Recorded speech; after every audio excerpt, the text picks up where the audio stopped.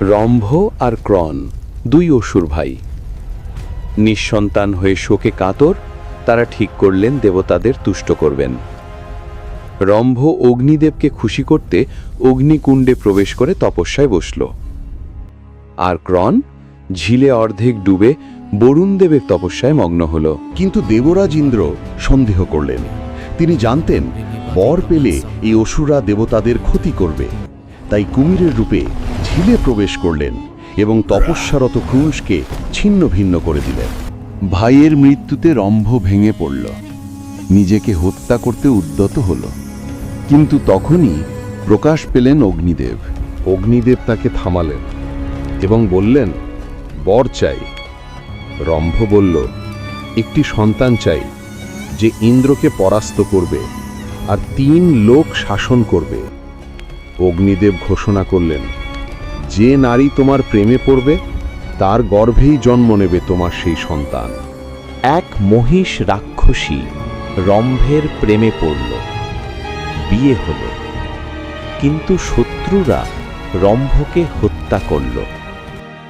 স্ত্রী দগ্ধ চিতায় ঝাঁপ দিল, আর সেই চিতা থেকেই জন্ম নিল এক ভয়ঙ্কর অসুর, মহিষাসুর।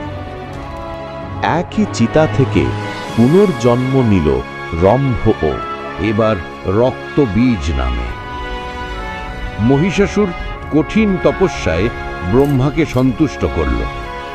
অমরত্ব চাইলে ব্রহ্মা অস্বীকার করলেন। তখন মহিষাসুর বলল, আমাকে দেবতা বা অসুর কেউ বধ করতে পারবে না। সে নারীদের দুর্বল ভেবে হাসল। ব্রহ্মা বললেন, শুধু এক মহাশক্তিশালী নারী তোমাকে বধ করতে পারবে।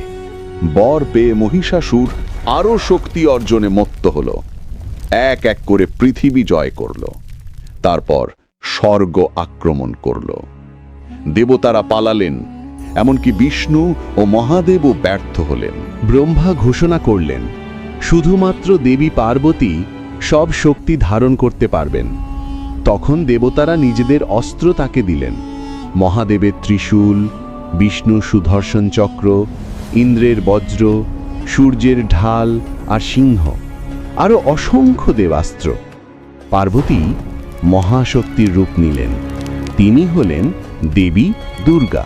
সিংহে চড়ে দুর্গা এগোলেন মহিষাসুরের প্রাসাদের দিকে।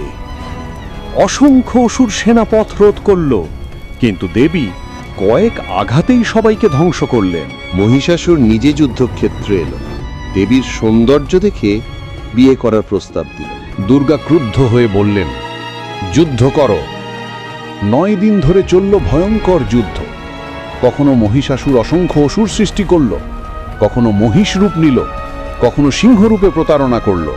কিন্তু শেষমেশ 9ম দিনে দেবী দুর্গা তাকে মাটিতে ফেলে দিলেন। ত্রিশূল বিদ্ধ করে মহিষাসুর কাতরাল। মৃত্যুর আগে মহিষাসুর কাঁদতে লাগল, স্বীকার করল, নারীকে দুর্বল ভেবেছি, সেটাই আমার ভুল। দুর্গা আশীর্বাদ দিলেন, ভবিষ্যতে তোমারও পূজা হবে আমার সঙ্গে। এরপর এক আঘাতে তার শিরচ্ছেদ করলেন। দেবতারা ফুল বর্ষণ করলেন, দুর্গাকে দিলেন নতুন নাম মহিষাসুর মর্দিনী।